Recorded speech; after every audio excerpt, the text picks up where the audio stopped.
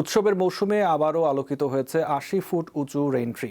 ইতিহাস ঐতিহ্যের প্রতীক এই বিশাল গাছকে হাজারো বাতি দিয়ে সাজিয়ে তুলেছে স্থানীয় একটি ক্লাব। শতাব্দী প্রাচীন ফোর্ট কোচির ভ্যালি গ্রাউন্ডের কাজটি প্রায় ২০০ বছরের পুরনো, যা দেখতে ভিড় করছেন বহু দেশি বিদেশি পর্যটক। আকাশচুম্বী ডালপালাগুলো ছেয়ে গেছে হাজারো আলোক বিন্দুতে। ঝকঝকের সব রঙিন বল, মাটির ঘণ্টা আর ছোট ছোট সান্টা ক্লজের পুতুলের আড়ালে যেন ঢাকা পড়েছে তার আদিম ছালবাকল। ওপরের দিকে তাকালে মনে হয় মাটির পৃথিবীতে নেমে এসেছে মায়াবী কোনো নক্ষত্রপুঞ্জ। বিস্ময়কর এই দৃশ্যটি ভারতের কেরালা রাজ্যের পর্যটন শহর ফোর্ট কোচির। সেখানে একটি প্রাচীন রেইন ট্রি গাছকে কেন্দ্র করেই জমে উঠেছে বড়দিন উদযাপন। স্থানীয়দের কাছে গাছটি পরিচিত mother of all Christmas tree বা সব বড়দিনের গাছের মা হিসেবে।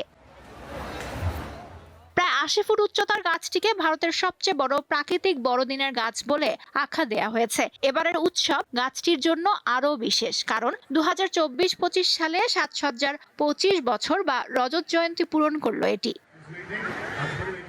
২০০০ সালে স্থানীয় নাইটস ইউনাইটেড স্পোর্টস ক্লাবের একদল তরুণ, যারা এই গাছের নিচেই শৈশবে ক্রিকেট খেলে বড় হয়েছে, তারা শখের বশে এটি সাজানো শুরু করে। দিনে দিনে বাজেট বেড়ে গত কয়েক বছরে ক্রিসমাস আয়োজনে কোচির অন্যতম কেন্দ্রবিন্দুতে পরিণত হয়েছে প্রাচীন গাছটি।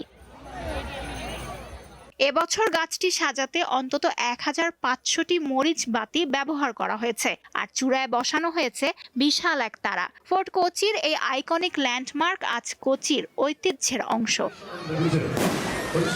পর্তুগিজরা এই গাছগুলো কোচিতে নিয়ে এসেছিল, যা এখানকার সাংস্কৃতিক ল্যান্ডস্কেপের একটি গুরুত্বপূর্ণ অংশ। শৈশবের সেই আড্ডা আর বন্ধুত্বের স্মৃতি আজ দেশি বিদেশি পর্যটকদের আকর্ষণে পরিণত হয়েছে। স্থানীয়দের পাশাপাশি প্রচুর ব্লগাররা আসছেন আলোকসজ্জার ভিডিও করতে।